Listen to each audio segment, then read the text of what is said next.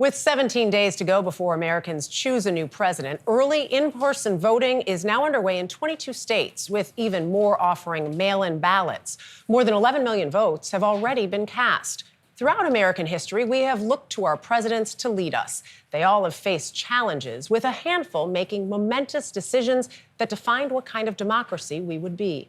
Barry Peterson takes a look at those critical turning points in our presidential history that shaped the America we live in today.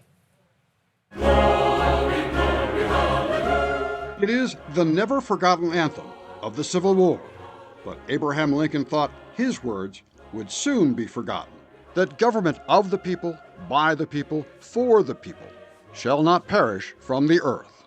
No one had any idea of the severity, the degree of casualties, the length of the conflict that was to come. It was simply unfathomable. Susan Schulten is a professor of history at the University of Denver.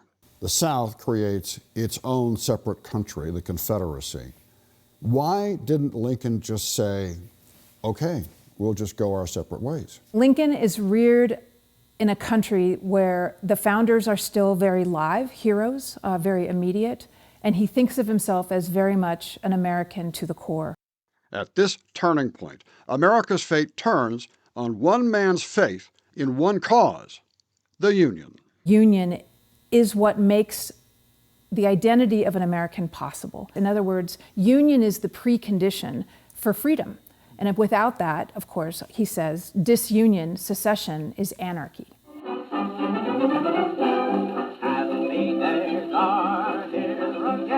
Nearly 7 decades later, there was a new American anthem for a new American president, Franklin Delano Roosevelt, elected in the midst of the Great Depression. The only thing we have to fear is fear itself. But behind the scenes, another dark turning point was brewing. A campaign by top officials and journalists urging Roosevelt to make himself a dictator, arguing that such a desperate move was the only way to survive such a desperate time. The United States was essentially curled up in the fetal position on March 4th, 1933, when Franklin Roosevelt was sworn in as president. The banks were closed. Mostly, he would close the remainder a couple of days later. The official unemployment rate was 25%, but it didn't include women. If you included them, it was more like 50%.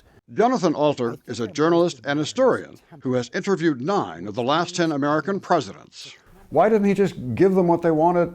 It would have been so much easier for him and so much more power for him. He let that cup pass because ultimately he believed in democracy. See, this is really the threshold question.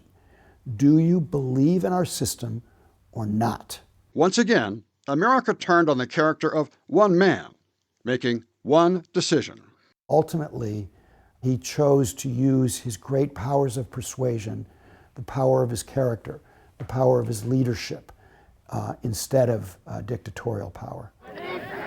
Then came another era of American upheaval. It was picked up and thrown back. Sometimes violent anti-Vietnam War protests. And when President Richard Nixon was accused of obstruction of justice during Watergate, he resigned, succeeded by his vice president, Gerald Ford. A full, free, and absolute pardon unto Richard Nixon. Ford pardoned Nixon, protecting Nixon from numerous criminal trials. Ford knew it could cost him the presidency, and it did. My name is Jimmy Carter, and I'm running for president. He lost to Jimmy Carter.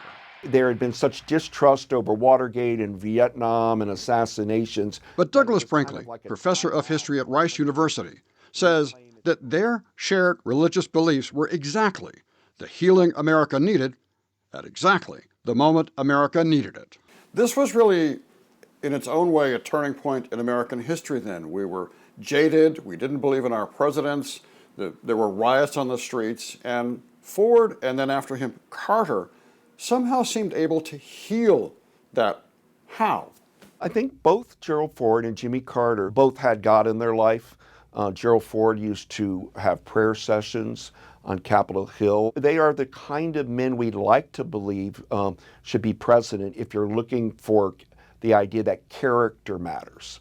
those two had a character that you cannot besmirch. Many call the January 6th insurrection a turning point in our times, an effort to overturn a presidential election. Jonathan Holloway is president of Rutgers University and an historian of African American culture, who saw a sinister message aimed at Black America. What went through your mind when you saw the Confederate flag being waved inside the U.S. Capitol? I understand that people declare that this is a flag that speaks about tradition, speaks about culture. Okay. But other people who have my background in this country, African Americans, see that often as a flag of treason or a flag of terror, certainly a flag of threat. Threat personally? Personally. Alter sees a different threat in our times. His newest book is American Reckoning, written after he attended every day of Donald Trump's felony hush money trial, which gives Alter insight when Trump insists he would not be a dictator except on day one. We are at a significant turning point, pivot point, inflection point, however you want to describe it. And the problem is, once you put power in the hands of an autocrat, you don't get it back. Douglas Brinkley has a more hopeful outlook. We're going to have to look at where all of this hate speech, brutality, dehumanizations emanating from. But I never give up on the United States' ability to retake the higher ground, because we do it all the time. We've done it all the time.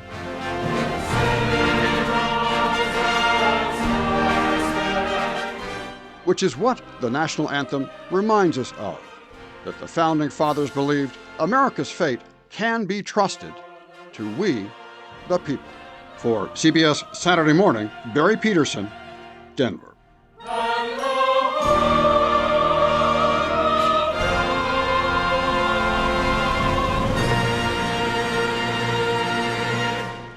That's a powerful message. It's incredible how Barry laid out the turning points, because it makes the point that the American democracy, it's a social experiment. It gets improved, it gets damaged, but it requires people generation after generation to get involved. Get out and vote. I didn't know with FDR that they had wanted him to take over as in a dictatorship in that role. Yeah. That it was that choice to believe in democracy and the character mattering so much. Fascinating Don't take stuff. it for granted. Yeah, go and vote. Thank you for that, Barry. Great story.